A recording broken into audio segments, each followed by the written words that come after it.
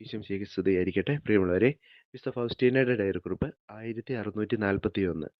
എൻ്റെ മകളെ, ആത്മാക്കളോടുള്ള എൻ്റെ സ്നേഹത്തിനും അവരുമായുള്ള ഐക്യത്തിനും അവരുടെ മനഃപൂർവ്വമല്ലാത്ത പാപങ്ങൾ എനിക്ക് തടസ്സമല്ല. എന്നാൽ മനഃപൂർവ്വമുള്ള പാപം ഏറ്റവും ചെറിയതാണെങ്കിൽ പോലും എൻ്റെ കൃപകളെ തടസ്സപ്പെടുത്തും. അങ്ങനെയുള്ള ആത്മാക്കളിൽ എനിക്ക് ദാനങ്ങൾ വർഷിക്കാൻ സാധിക്കുകയില്ല. ഇതെഴുതുക.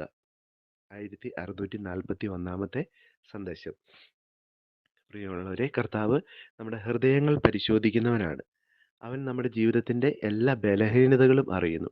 ബലഹീനതകൾ തിരിച്ചറിയുമ്പോൾ ഒരുവൻ നിരാശപ്പെടുകയോ ഭയപ്പെടുകയോ ലജ്ജിക്കുകയോ അല്ല വേണ്ടത്. മറിച്ച് അത് ദൈവത്തിൻ്റെ കരുണയിൽ ശരണപ്പെടാനുള്ള വിളിയും നമ്മുടെ അവകാശവും കൂടുതൽ നമ്മളെ ബോധ്യപ്പെടുത്തുകയാണ്. നിന്റെ ബലഹീനതയിലാണ് എൻ്റെ ശക്തി പ്രകടമാകുന്നത്. ബലഹീനതകൾ നമ്മളെ ഭയപ്പെടുത്തേണ്ട, ബലഹീനതകൾ നമ്മളെ ലജ്ജിപ്പിക്കേണ്ട, ബലഹീനതകൾ നമ്മളെ നിരാശപ്പെടുത്തേണ്ട. മറിച്ച് എൻ്റെ ബലഹീനതകൾ എൻ്റെ പരിപൂർണതയായ കർത്താവിൽ ആശ്രയിക്കാനുള്ള അവസരവും തുറവിയായിട്ട് നമ്മൾ മനസ്സിലാക്കണം. അവിടെയാണ് ഈശോ പറയുക, മനഃപൂർവ്വമല്ലാത്ത പാപങ്ങൾ, ആഗ്രഹിക്കുന്ന നന്മയല്ല, ആഗ്രഹിക്കാത്ത തിന്മയാണ് പലരും ചെയ്തു പോവുക. നമ്മൾ ആരും നശിക്കാൻ ആഗ്രഹിക്കുന്നില്ല. നമ്മൾ ആരും പാപികളായിരിക്കാൻ ആഗ്രഹിക്കുന്നില്ല. നമ്മൾ ആരും പൂർണ്ണ അറിവോടെ പാപം ചെയ്യുന്നുണ്ടോ എന്ന് ചോദിച്ചാൽ അത് നമുക്ക് വ്യക്തമല്ല. അങ്ങനെയെങ്കിൽ നമുക്ക് നമ്മുടെ ബലഹീനതയിലെല്ലാം കർത്താവിലേക്ക് നോക്കാനും പ്രകാശിതരാവാനും നമുക്ക് അവസരമുണ്ട്.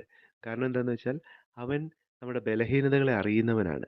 നമ്മുടെ മനസ്സിനെ രൂപപ്പെടുത്തിയവൻ തീർച്ചയായിട്ടും നമ്മുടെ ബലഹീനതകളിലെല്ലാം നമ്മളെ ശക്തിപ്പെടുത്തും. നിന്റെ ബലഹീനതയിലാണ് എൻ്റെ ശക്തി പ്രകടമാവുക. അതുകൊണ്ട് നമുക്ക് ഈശോയിൽ ശരണപ്പെടാം. ബലഹീനതകളെ മറന്നുകൊണ്ട്, ബലഹീനതകളെല്ലാം നമ്മളെ കർത്താവിൻ്റെ കൃപയെ ഓർത്ത് ആനന്ദിക്കാനുള്ള അവസരമാക്കി മാറ്റട്ടെ. അതോടൊപ്പം തന്നെ മനഃപൂർവ്വമായ പാപങ്ങളിലേക്ക് പോകാതിരിക്കാനുള്ള കൃപയും നമുക്ക് ചോദിക്കാം.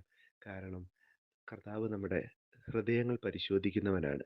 ഹൃദയ പരമാർത്ഥതയാണ് അവിടുന്ന് ആഗ്രഹിക്കുന്നത്. ഈശോയോട് നമുക്ക് പറയാം, ഈശോയെ, ഞാൻ അങ്ങയിൽ ശരണപ്പെടുന്നു.